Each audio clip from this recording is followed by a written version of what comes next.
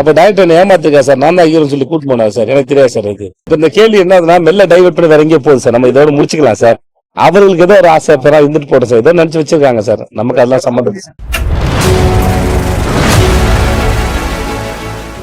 நாளைக்கு நானு, அரவிந்த்சாமி சாரு, அதித்ராவ் ஹைதரி, சித்தார்த் ஒரு மராட்டி நடிகர், கிஷோர் பலேக்கர் இயக்குனர் டைரக்ட் பண்ண காந்தி டாக்ஸ் அப்படிங்கிற படம் ரிலீஸ் ஆகுது. இன்னைக்கு எல்லாரும் பார்த்துருக்கீங்க. இன்னைக்கு பார்த்துட்டு படத்தை பத்தி உங்களுடைய கருத்துக்களை சொன்னதுக்கும் பாராட்டுகளுக்கும் ரொம்ப நன்றி. படம் நாளைக்கு ரிலீஸ் ஆகுது. ஏஆர் சாரோட மியூசிக். படம் நாங்கள் பார்த்துக்கோம், எங்களுக்கு பிடிச்சிருந்தது, பார்த்த உங்களுக்கும் பிடிச்சது மகிழ்ச்சி. பேசும் படத்தோட நான் எப்பயுமே அதை ஒப்பிடவே மாட்டேன், ஏன்னா அது ஒரு ரொம்ப கிரேட்டான ஒரு ஃபிலிம். அது இந்த மாதிரி ஒரு படம் நடிக்கிற வாய்ப்பு எனக்கு கொடுத்ததுக்காக நான் கிஷோர் பலேக்கு ரொம்ப நன்றி சொல்லிக்கிறேன், ஜி ஸ்டுடியோஸ்க்கும் சரி. அதே படத்தை தேட்டர்ல வந்து பாருங்க. ஐ ஹோப் உங்க எல்லாருக்கும் பிடிக்கும் நான் நினைக்கிறேன். தேங்க்யூ.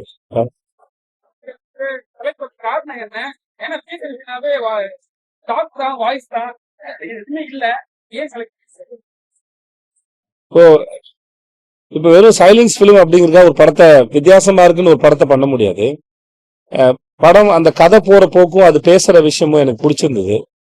அது பெரிய ரிஸ்க் வேற. நான் பயந்து தான் கமிட் ஆனேன். ஏன் ரிஸ்க்னா, ஏதாவது ஒரு இடத்துல உங்களுக்கு இங்க பேசலாமே, ஏன் பேசாம இருக்காங்க தோணிடக்கூடாதுன்னு ஒரு ஒவ்வொரு காட்சி நடிக்கும் போது அது மேல ஒரு கவனம் இருந்தது. இன்னைக்கு நீங்க பாக்குற வரைக்கும் அது மேல பெரிய பயமும் இருந்தது, நீங்க எல்லாம் பார்த்துட்டு என்ன சொல்வீங்கன்னு. ஏன்னா நடிக்கும்போது பார்த்தா கணக்கு போட்டு தான் பண்றோம். அந்த டிமாண்ட் இல்லாம பாத்துக்கணும், இங்க பேசிருக்கலாமே இவங்க அப்படின்னு உங்களுக்கு தோணக்கூடாதுன்னு நினைச்சதா அதை பாக்குறோம். நாங்க நினைச்சது எவ்வளவு தூரம் உங்களுக்கு தொற்றுக்குன்னு ஒரு சந்தேகம் இருக்கும். பட் இருந்தாலும் இது எப்பயாவது ஒரு அமைகிற ஒரு வாய்ப்பு. ஒரு நடிகரை அதை பயன்படுத்திக்கணும்னு தோணும்ல, அது தொழில இருக்கிற ஒரு பிளேவர் தானே, அதனால அதுதான் ஆசை, முக்கியமான காரணம். படம் எடுத்துட்டு சாங் எதுக்கு வந்துட்டு வரிகளோட வைக்கணும் அப்படின்னு சார், வியாபாரம்னு ஒண்ணு இருக்கு சார், எல்லாரும் போய் சேரணும். ரகுமான் சார் இருக்காரு. இது மாதிரி இது ஒரு இது என்னுடைய முடிவு இல்லை, என் இயக்குனருடைய முடிவு. நான் அது பெருசா வரவேற்றேன். ஏன்னா ஒரு படம் வந்திருக்குன்னு பாட்டு நல்லா இருந்துச்சுன்னா நிறைய பேர் போய் சேரும். இப்ப நான் 4-5 பாட்டு அதுல ஹிட் ஆயிருக்கு, பாக்குறாங்க. அதன் மூலமா ஒரு மக்கள் பார்க்க வராங்களா, அது ரொம்ப முக்கியம் இருக்கு. அப்புறம் முக்கியமா எப்படின்னா நம்ம எல்லாருக்குள்ளயும் ஒரு அமைதியாக இருந்தாலும் அதுல நம்ம எல்லாருக்குள்ளயும் மைண்ட் ஒரு ரிதம் இருக்கு, ஒரு மியூசிக் இருக்கும். ராஜா சார் கூட சொல்லியிருப்பான்னு நினைக்கிறேன், படத்துல அமைதி சைலன்ஸ் வந்து ஒரு பெரிய பேக்ரவுண்ட் ஸ்கோர் சொல்லுவாங்க நினைக்கிறேன். பாலுமந்தா சார் பேசி நான் கேட்டு. ஸோ அந்த மாதிரி அது எல்லார் மனசுலயும் இசை இருக்கிறது எல்லார் மனசையும் சாதாரணமான விஷயம் தான் அப்படின்னு நான் சொல்லி பாக்குறேன். உண்மைதானே சார், பணம் எப்பயுமே வந்து சத்தமா பேசும்.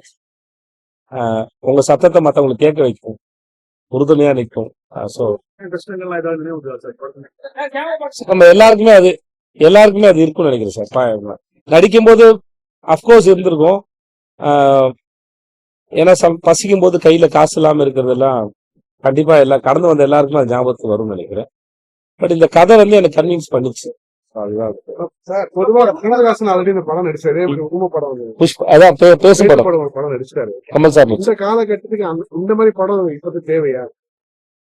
தேவையில்லைங்க முடிவு பண்ணவே முடியாது சார்.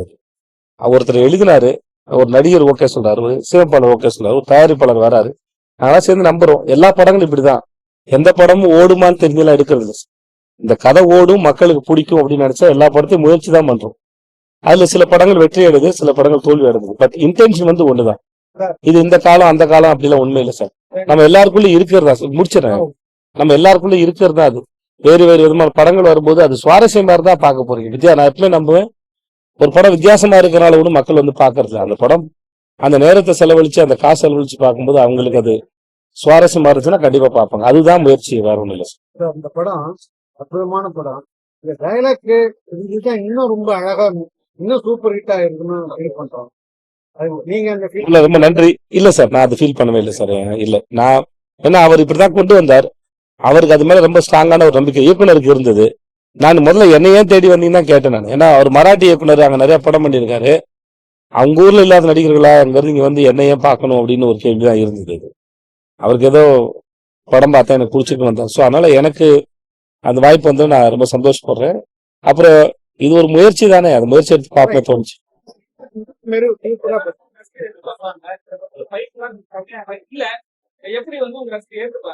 அப்படி எனக்கு அப்படி ஒரு ஃபார்ம் இருக்கான்னு எனக்கு தெரியல சார். நான் ஃபைட் பண்றது விரும்புவேன் சார் நான். ஆனா அதுக்காக என் விருப்பத்துக்குலாம் கதையில வைக்க முடியாது சார். அந்த கதை அதை டிமாண்ட் பண்ணணும். அது டிமாண்ட் பண்ணதான் பொருந்தும். அது இல்லாட்டி ஒரு ஃபைட் வச்சாலுமே வந்து பொருந்தாது சார். எப்பவுமே நம்புவாங்க. ஒரு கதை என்ன பண்ண சொன்னாலும் அந்த கதைக்குள்ள தேவை இருந்துச்சுன்னா நீங்க பண்ணினா மக்கள் ரசிச்சுப்பாங்க. அந்த தேவையில்லாத போது நீங்க எவ்வளவு சிறப்பான விஷயத்த பண்ணாலும் அது லேக் தான், அது போர் தான். ஸோ கதையில அதுக்கான சந்தர்ப்பம் இருக்கணும். இந்த கதை அதை எதிர்பார்க்கல, தேவைப்படும். ரசிகரை சார்ந்து இல்லது.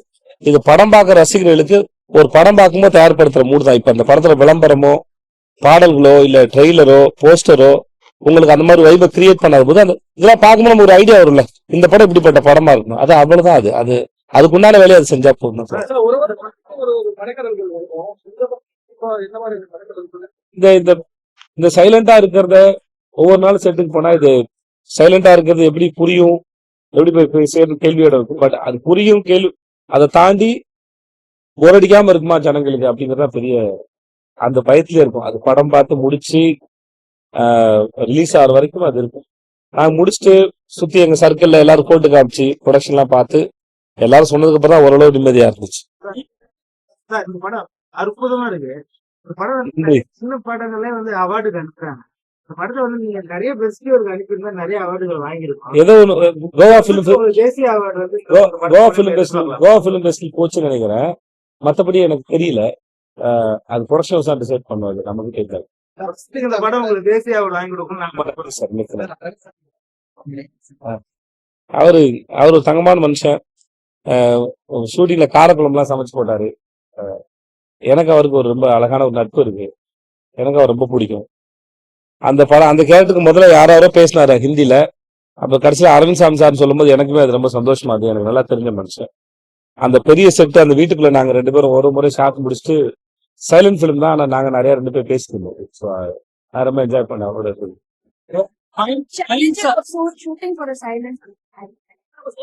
Just அந்த சீனை கம்யூனிகேட் பண்றது, அதை சக்சஸ்ஃபுல்லா அச்சீவ் பண்றதுங்கிறது ஒரு, ஏன்னா ஒரு வழக்கமா ஒரு சீன் அடிக்கும் போது ஏதாவது மிஸ் ஆச்சுன்னா ஏதாவது டயலாக் போட்டு ஃபில்அப் பண்ணிக்கலாமான்னு தோணும். ஏதாவது சம்டைம்ஸ் சீனை படிப்போம், படிச்சு ஏதாவது மிஸ் ஆகிற மாதிரி இருக்கும், நம்ம எதையாவது பண்ணிக்கலாம். பட் இங்க டயலாக் போட்டு ஃபில்அப் பண்ண முடியாது. அப்ப அது மிஸ் ஆகுறதுன்னு தெரிஞ்சதுன்னா ஏதாவது ஒரு ஆக்டிவிட்டி, ஏதாவது ஒரு ஆக்ஷன்ல ஏதாவது ஒன்று பண்ணணும். ஸோ அதனால முன்னாடி வார்த்தைகள் தேடுவோம். இந்த முறை வந்து என்ன ஏதாவது ஒரு அசைவுகள் மூலமா சரி பண்ண முடியுமான்னு பாக்குறதா. ஆமா, நாங்க எப்பவுமே செட்டுக்கு போய் ரிஹர்சல் பார்த்துட்டு, ஏன்னா அதுக்கு நாங்க ரிஹர்சல் பார்க்கல, செட்ல போய் ரிஹர்சல் எல்லாம் பார்த்து முடிச்சுதான் போவோம். ஏன்னா அது முதல்ல எங்க எல்லாருக்கும் சரின்னு படணும். எனக்கு டைரக்டருக்கு நடிகர்களுக்கு எல்லாம் சரின்னு படணும். சார் இது ஒன்றும் இல்லை சார், இந்த ஃபைட் சீக்வன்ஸ்ல ஃபிராக்சர் ஆயிடுச்சு சார். ஒரு 8 வாரத்துக்கு சுத்தி வைக்க சொன்னாங்க சார், வேற ஒன்றும் இல்லை சார். இது இந்த பத்தான ஒரு படம் நடிச்சிருக்கேன் சார். ஸோ பாலாஜி தண்டன் படம். மைண்ட் சம்பந்தமா தியேட்டர் ஆர்டிஸ்ட் யாருன்னா உங்களுக்கு அந்த பர்ஃபார்மன்ஸ் ஏதாவது இல்ல சார், ஏன்னா மைம் இல்ல சார், இது மைம் இல்லைன்னு நான் நினைக்கிறேன். மைம் இல்ல, அது பேசுறதுக்கான தேவை இல்லாம இருக்கணும். இத அப்படிதான் பாக்குறேன் நான். இது மாற்று மொழிகள் தமிழகத்தில் 10 மொழிகளுக்கு முன்னணியில இருக்கக்கூடிய கதாநாயகத்தை பாத்தீங்கன்னா ஹாலிவுட் எக்ஸ்பெக்ட் நடிக்கிறாங்க. தமிழுக்கு பாத்தீங்கன்னா சமீப காலமா வந்து போது நீங்க ஒரு எலிவேஷன் எப்படி பாத்தீங்க வந்து நீங்க எல்லாமே பாத்தீங்க, எப்படி இருக்க எலிவேஷன்? அங்க போனாலும் இந்த கேள்வி கேக்குறாங்க சார். அந்த இண்டஸ்ட்ரிக்கு இந்த இண்டஸ்ட்ரிக்கு என்ன வித்தியாசம் கிடையாது சார். வேற நமக்கு தெரியாத மொழி இருக்க ஊருக்கு போய் வேலை செய்யும் போது சார், நம்ம அதை படிச்சு புரிஞ்சுக்கிட்டு அந்த கல்ச்சரை புரிஞ்சு பெர்ஃபார்ம் பண்றது ஒரு இன்னும் நம்ம கம்ஃபர்ட் ஜோன் உடைக்கிறோம்ல சார், அது நமக்கான ஃப்ரீடம் சார். நம்மளோட பயத்தெல்லாம் உடைக்கிறோம், கம்ஃபர்ட் ஜோன் உடைக்கிறோம், புதிய இடத்துக்கு போறோம், புதிய மனிதர்களை பாக்குறோம், புதிய மொழியை கேட்கிறோம், அந்த பாடல்கள் கேட்கிறோம், அதை புரிஞ்சுக்க முயற்சி பண்றோம். இது வந்து நமக்குள்ள ஏற்பட்ட ஒரு பெரிய ஒரு எக்ஸைட்மெண்ட் சார். அவ்வளவுதான் சார், நான் அப்படிதான் பாக்குறேன். அது ஒரு, நான் எந்த உலகத்துல எந்த மொழியில் நடிச்சாலும் எல்லா இடத்துலயும் கதை தான் சொல்றோம். அந்த கதை ஏதாவது ஒரு எமோஷன் இருக்கு, அது ஏதோ ஒரு வகையில, அது காதலோ இல்ல அம்மா அப்பாவோ இல்ல நண்பர்களோ இல்ல நாடை பத்தியோ இல்ல குழந்தைய பத்தியோ ஏதோ ஒரு எமோஷன்ஸ் தான் பேசுறோம். கதைகள் மட்டும் தான் சொல்லிட்டு இருக்கோம். அது வேறு ஒரு மொழிகளோட முகங்களோட சொல்லிக்கிட்டு இருக்கும் மொழிய. மற்றபடி அனுபவம் ஒண்ணுதான் சீன் அப்ரோச் பண்றது. நமக்கு கம்ஃபர்ட்டை உடைக்கும் போது நமக்குள்ள ஒரு பெரிய சுதந்திரம் ஒண்ணு கிடைக்குதுன்னு நான் நினைக்கிறேன். ஒரு பயம் விலகுதுன்னு நான் நம்புறேன். எனக்கு அதான் தெரியல. இந்த படம் இப்ப இந்த ஷோ போட்ட வரைக்கும் எனக்கு தெரியாது. கடைசி நிமிஷத்துல வந்தேன். யாரு என்ன செகண்ட் புரியல. டபுள் ஹீரோ சப்ஜெக்ட் தெரியுது. இப்ப டைரக்டர் என்ன ஏமாத்துக்கா சார், நான் தான் ஹீரோன்னு சொல்லி கூட்டு போனாரு சார், எனக்கு தெரியாது சார் இது. எனக்கு எனக்கு இல்ல, நான் துபாயில இருந்தேன். பழைய கேள்வி எனக்கு, நான் துபாயில இருந்தாலும் ஹிந்தி எனக்கு பேச தெரியும் எனக்கு. ஏற்கனவே மேரி கிறிஸ்மஸ் அப்பெல்லாம் வந்தபோது கேட்டாங்களே, நான் துபாயில ஒரு 3 வருஷம் இருந்தேன் இல்லையா, எனக்கு அதனால கொஞ்சம் சுலபமா இருக்கு. சார் சிலநாள் நடிச்சிட்டீங்க, திருநங்கையா நடிச்சிட்டீங்க, இப்ப மௌன படம் நடிச்சீங்க, இன்னும் பாக்கி என்ன இருக்கு? உங்க கேரக்டர் பண்ணலான்னு இருக்கேன் சார். எல்லாத்துக்கும் ஏதாவது இடக்கு முடக்க கேள்வி கேட்கலான்னு தோணுது சார், அதனால உங்க கேரக்டர் பண்ண போறேன் சார். ட்ரெயின் எப்போ வருது சார்? அடுத்தது நம்ம பூரி படம் எப்போ வருது? ட்ரெயின் எனக்கு தெரியல சார், இப்ப அதை பத்தி பேச வேணாம் சார். அதனால அது தான் சார் தான் சொல்லணும். அது எதிர்கட்சி 2050 எதிர்ப்பு தலைவர் சொல்லியிருக்காங்க. இதுல சார் Part 2 அப்படி சொல்லிடுறாங்க சார். இப்ப இந்த கேள்வி என்னதுன்னா மெல்ல டைவர்ட் பண்ணி வேற எங்கேயோ போகுது சார், நம்ம இதோட முடிச்சுக்கலாம் சார். அவர்களுக்கு ஏதோ ஒரு ஆசை பெறா இருந்துட்டு போட்டோம் சார், ஏதோ நினைச்சு வச்சிருக்காங்க சார், நமக்கு அதெல்லாம் சம்மந்தம் இல்லை. போறீங்க சார் என்ன சார்? ஹாலிவுட். சார் எப்ப கூட்டம் நான் போவேன் சார், அவங்க கூப்பிடல சார். எந்த படத்துக்கு இந்த படத்துக்கு டான்ஸ் ஆடி இருக்கீங்க? அது எப்படி? அதுவா சார், அது ரிஹர்சல் பார்த்தேன் சார் நான். சூப்பர். ஒரு ஒரு ஒரு பாடி நாள் வர போட்டு இந்த பள்ளிக்கு போட்டுவாங்களோ என்ன சார், ஃபீலிங்கா இருக்கு. காந்தி டாக்ஸுங்க இங்க ஒவ்வொரு முறையும் கேள்வியில மட்டும் ரொம்ப வித்தியாசத்தை வச்சிருக்கீங்க சார், அது எப்படி தெரியல. காந்தி டாக்குங்கிறனால ஃபாரின் சாரகா ஊத்தி வீட்டை கொடுத்துறாங்க, இதான் சார் உங்க சந்தேகம்? மேபி டாக்டர் கூட யோசிக்க மாட்டா சார். எனக்கு மனசு பதவிச்சு. இது ஒரு 2 பாட்டில் நீங்க பால் குட்டியெல்லாம் எடுத்து ஒரு 2 பாட்டிலையும் வெளியில எடுத்துட்டு பரவாயில்ல, எத்தனை பாட்டில் இருக்கு சார் உங்களுக்கு? நன்றி சார். ஓகே, இல்ல ஒரு ரகுமான் சாரோட நியூஸ் வந்து நிறைய தான் சார் ரொம்ப பிரமாதம் சார். ரகுமா ஐயோ சாரை பத்தி சார். இப்போ ஆமா சார், இப்போ மும்பைல போயிருந்தேன் சார், ப்ரொமோஷன்ஸ் போயிருந்த போது ஸ்டேஜ்ல அங்க ஜியோ மால்ல வந்து ஸ்டேஜ்ல வந்து அவர் ஒரு 6-7 சீனை சூஸ் பண்ணி அதுக்கு லைவா பேக்ரவுண்ட் ஸ்கோர் பெர்ஃபார்ம் பண்ணாங்க சார். அது பாக்குறதுக்கு ரொம்ப அழகா இருந்தது.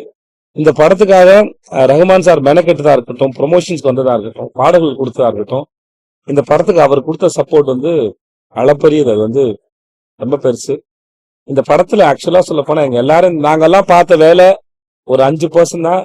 ரகுமான் சார் பார்த்த வேலை 95%. அவரோட ஒர்க் வந்து அவ்வளவு பிரமா இருக்கு. கமல் சார் பார்த்துட்டு படம் பண்றதுனால இது என் ப்ரொடக்ஷன் சார் பேசுங்க, நான் எதுவுமே டிசைட் பண்றது இல்லை சார், இதுவுமே எனக்கு தெரியாது சார். கடைசி சொன்னாங்க சார், இவன் சொன்னா சார், அதனால வந்துட்டேன் சார் நான். சரிங்களா சார்? நன்றி, எல்லாருக்கும் நன்றி, ரொம்ப நன்றி.